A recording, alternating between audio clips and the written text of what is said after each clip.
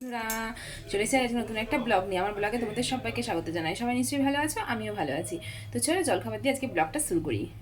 আজকে আছে এই যে ব্রেড, একটু আলু ভাজবো, একটু শসা কেটে নিয়েছি, আর আছে সুজি।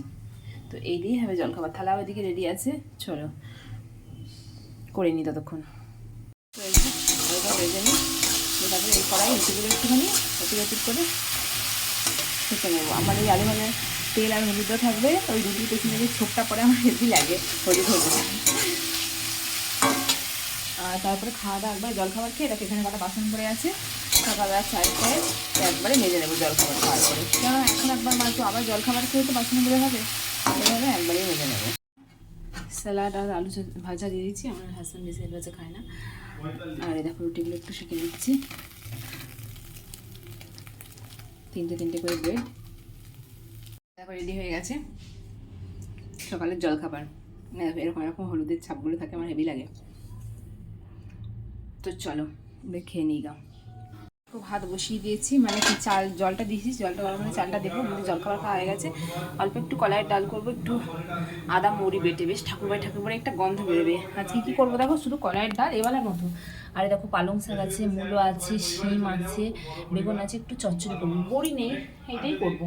ওই যতগুলো বাসন জমে গেছে আমি মেজে নিই। এই সিম্পল রান্না এবেলার মতো। আর ওবেলা ও বলেছে আমাকে একটু বেগুন মেখে দেবে, ওকে বেগুন মাখা দিয়েও খেয়ে নেবে। আর আমি দেখি কী করি না করি, রাতে আলু চচ্চড়ি বা আলু ভাজা করে নিই, মুড়ি খেয়ে নেবো। তো চলো এটা বসিয়ে দিই, বাসনগুলো মেজে নিই। ভাতটা উপর দিয়ে দিয়েছি, আর দেখো একটু ধনে পাতা নিয়েছি, পালং শাকটাকে ভালো করে ধুয়ে নেবো। আর এখানে শিম, মূলো, আলু, বেগুন কেটে নিয়েছি। এই যে ডালের জন্য একটু মুড়ি আদা বাটবো, আর এটা সর্ষে বাটবো একটু পালং শাকের জন্য। চলো করে নিই। তো এই দেখো তেল গরম হয়ে গেছে, এই যে ডালটা দিয়ে দেবো। আগে ফোড়নটা দিয়ে দিই।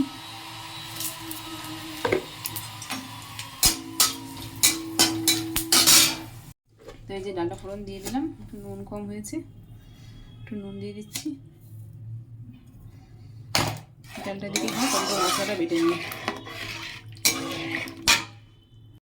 পাগল হয়ে গেছে, ফোড়ন দেওয়া হয়েছে, সব হয়ে গেছে।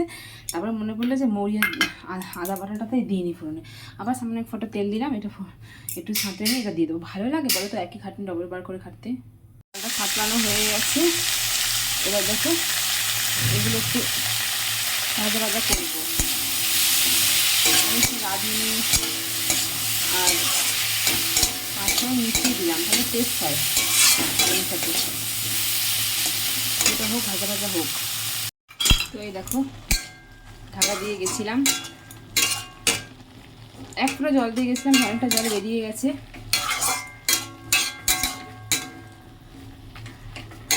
এই জলেই হবে সেদ্ধ, এটা মশলা দিয়ে দেবো এবার। এই জলেই এটা আস্তে আস্তে সিদ্ধ হবে।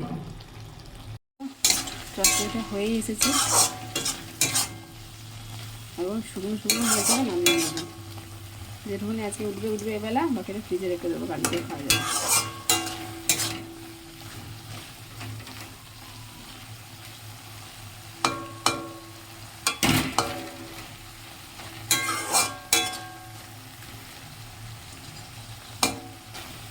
সেদ্ধ হয়ে গেছে সবজিগুলো, একদম মাখা করবো। শুধু একটু বড়ি নেই, আবার যখন বাড়ি যাব এই জানুয়ারি মাসে, তখন বড়ি নিয়ে আসবো। বড়ি থাকলে একদম জমে ক্ষীর হয়ে যেত তরকারিটা। পালং শাকের চচ্চড়ি একটু বড়ি না হলে ভালো লাগে, কিন্তু কী করবো, বড়ি তো নেই। তো চলো নামিয়ে নিই।